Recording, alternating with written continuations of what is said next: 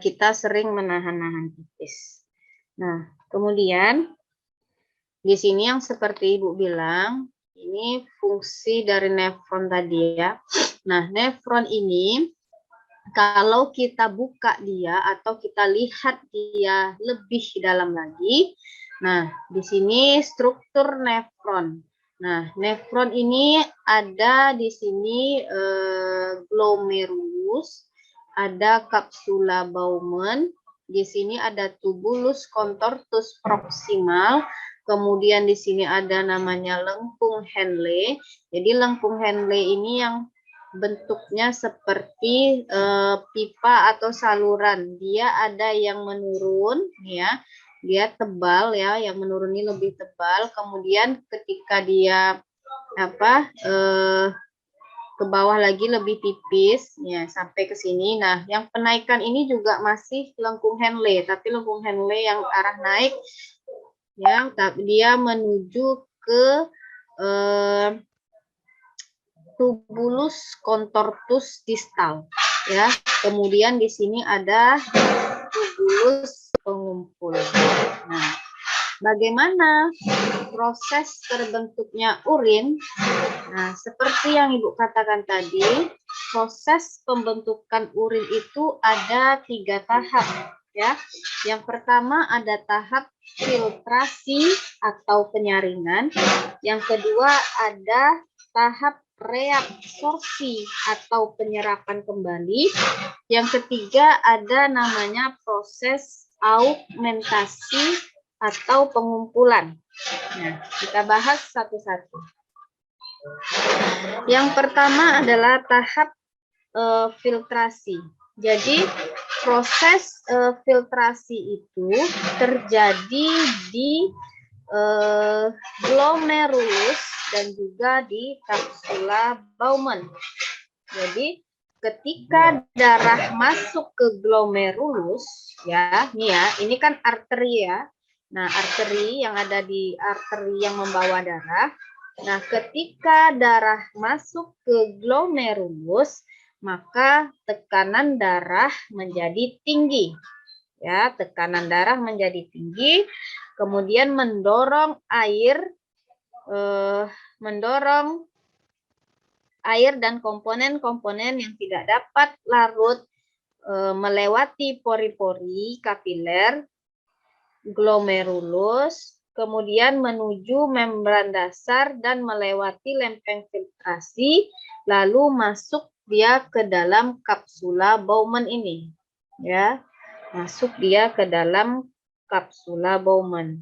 Kemudian hasil dari filtrasi dari glomerulus, ya, hasil dari filtrasi dan glomerulus, filtrasi dari glomerulus dan kapsula Bowman ini, inilah yang disebut dengan urin primer.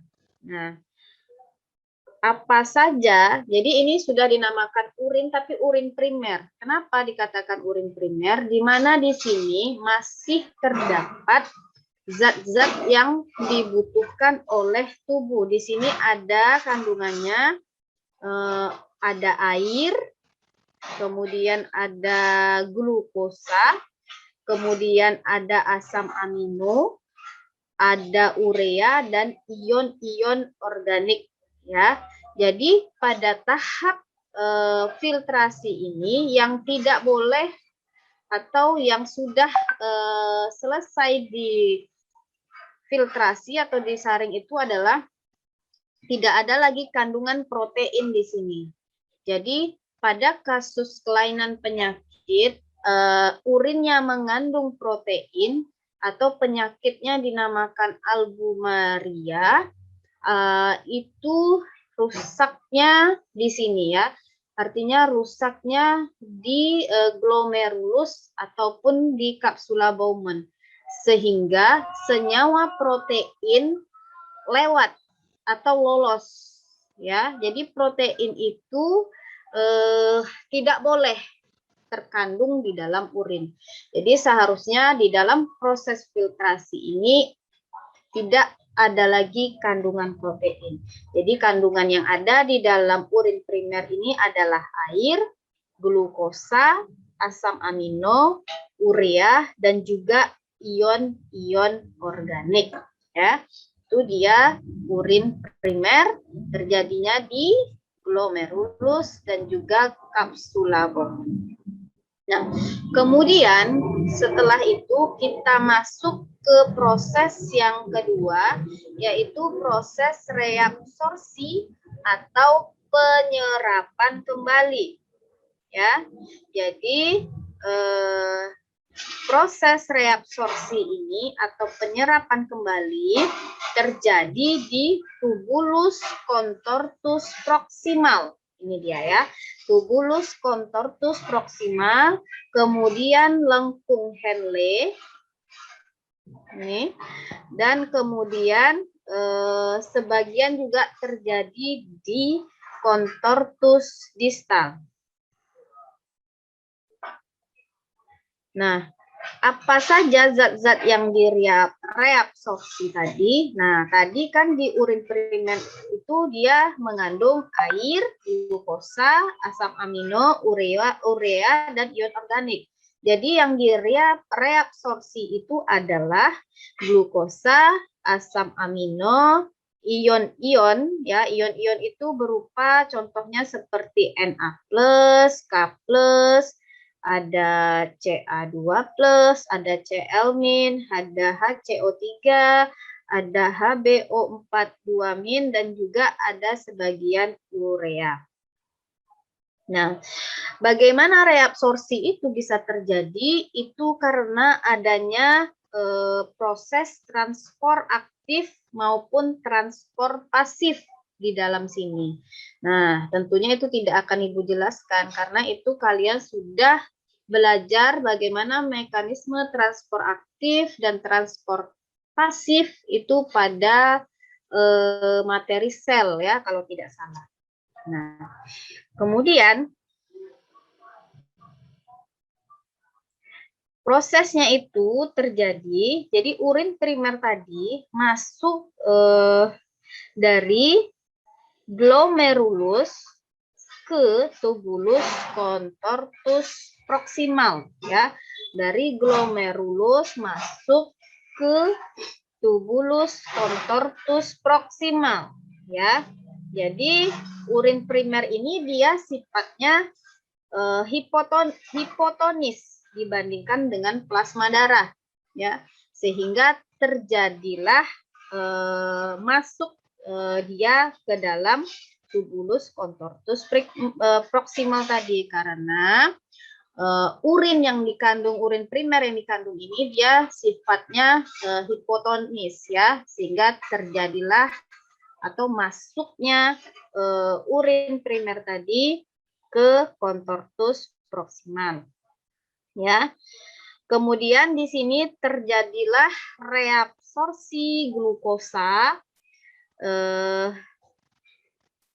kemudian ada ion-ion yang Ibu contohkan tadi seperti Na+, kemudian juga ada reabsorpsi air, kemudian ion Cl+. Ya. Kemudian selanjutnya bersamaan dengan itu juga ya, filtrat ini akan menuju juga ke lengkung Henle. Ini dia ya, menuju ke lengkung Henle. Nah, filtrat ini tentunya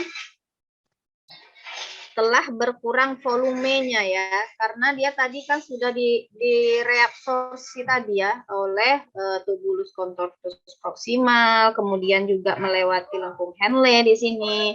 Tentunya volumenya akan berkurang sehingga dia bersifat isotonis dibandingkan dengan cairan yang ada di sekitar tubulus contortus proximal tadi. Nah, kemudian setelah dari masuk ke lengkung Henle ini, kemudian reabsorpsi tadi dilanjutkan ke tubulus contortus distal. Nah, pada tubulus contortus distal ini terjadi reabsorpsi Na+, dan air di bawah kontrol ADH ya. Jadi di dalam kontortus distal ini terjadi reabsorpsi Na+ dan juga air di bawah kontrol ADH. ADH ini adalah hormon diuretik ya. Jadi yang mengatur banyak tidaknya nanti urin yang dihasilkan ya.